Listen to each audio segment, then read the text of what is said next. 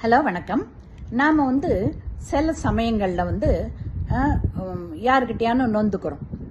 அது மனுஷங்க மேலே நொந்துக்கிட்டு புண்ணியம் இல்லை.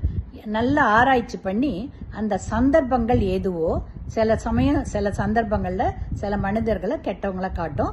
அந்த சந்தர்ப்பத்தை மாற்றணுமே தவிர மனிதர்களை புண்ணியம் இல்லை. ஃபார் எக்ஸாம்பிள், நம்ம ஸ்டூடெண்ட்ஸோ இல்லைனாக்கா ஆஃபீஸ்க்கு போகிறவங்களோ ஆஃபீஸ்க்கு கிளம்பும்போது கொஞ்சம் லேட் ஆகிடுச்சுனாக்கா அடிக்கடி பஸ்ஸை மிஸ் பண்ணிவிட்டு ஆஃபீஸ்க்கோ இல்லை காலேஜுக்கோ லேட்டாக போகும்போது அம்மாக்கிட்டேயோ இல்லைன்னா ஒய்ஃப்கிட்டேயோ நொந்துக்கிட்டு புண்ணியம் இல்லை. அதுக்கு பதிலாக அந்த சந்தர்ப்பத்தை மாற்றுறதுக்கு பார்க்கணும். நீங்கள் பஸ்ஸை நம்புறதுனால தானே பஸ்ஸை மிஸ் பண்ணுறீங்க. அதுக்கு பதிலாக ஒன்று ஒரு சைக்கிளோ இல்லைன்னா ஒரு மோட்டர் பைக்கோ வாங்கிக்கோங்க, ரைட்டா?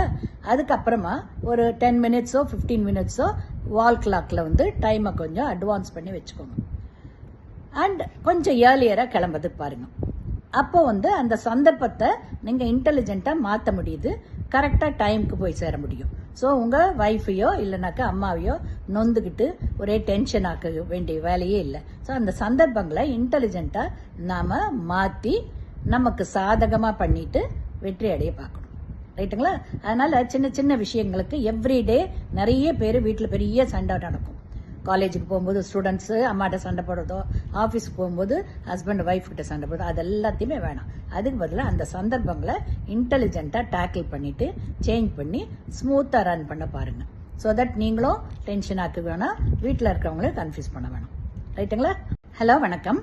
நாம் சில சமயங்களில் யாருக்கிட்டையானு நொந்துக்கிறோம். அது மனுஷங்க மேலே நொந்துக்கிட்டு புண்ணியம் இல்லை. நல்லா ஆராய்ச்சி பண்ணி அந்த சந்தர்ப்பங்கள் எதுவோ சில சந்தர்ப்பங்களில் சில மனிதர்களை கெட்டவங்களை காட்டும். அந்த சந்தர்ப்பத்தை மாற்றணுமே தவிர மனிதர்களை புண்ணியம் இல்லை. ஃபார் எக்ஸாம்பிள், நம்ம ஸ்டூடெண்ட்ஸோ இல்லைனாக்கா ஆஃபீஸ்க்கு போகிறவங்களோ ஆஃபீஸ்க்கு கிளம்பும்போது கொஞ்சம் லேட் ஆகிடுச்சுனாக்கா அடிக்கடி பஸ்ஸை மிஸ் பண்ணிவிட்டு ஆஃபீஸ்க்கோ இல்லை காலேஜுக்கோ லேட்டாக போகும்போது அம்மாக்கிட்டேயோ இல்லைன்னா ஒய்ஃப்கிட்டேயோ நொந்துக்கிட்டு புண்ணியம் இல்லை. அதுக்கு பதிலாக அந்த சந்தர்ப்பத்தை மாற்றுறதுக்கு பார்க்கணும். நீங்கள் பஸ்ஸை நம்புறதுனால தானே பஸ்ஸை மிஸ் பண்ணுறீங்க. அதுக்கு பதிலாக ஒன்று ஒரு சைக்கிளோ இல்லைன்னா ஒரு மோட்டர் பைக்கோ வாங்கிக்கோங்க, ரைட்டா? அதுக்கப்புறமா ஒரு 10 மினிட்ஸோ 15 மினிட்ஸோ வால் கிளாக்கில் டைமை கொஞ்சம் அட்வான்ஸ் பண்ணி வச்சுக்கோங்க. அண்ட் கொஞ்சம் ஏர்லியராக கிளம்புறதுக்கு பாருங்கள். அப்போ அந்த சந்தர்ப்பத்தை நீங்கள் இன்டெலிஜென்ட்டாக மாற்ற முடியுது, கரெக்டாக டைமுக்கு போய் சேர முடியும். ஸோ உங்கள் ஒய்ஃபையோ இல்லைனாக்கா அம்மாவையோ நொந்துக்கிட்டு ஒரே டென்ஷன் ஆக்க வேண்டிய வேலையே இல்லை. ஸோ அந்த சந்தர்ப்பங்களை இன்டெலிஜென்ட்டாக நாம் மாற்றி நமக்கு சாதகமாக பண்ணிட்டு வெற்றி அடைய பார்க்கணும், ரைட்டுங்களா?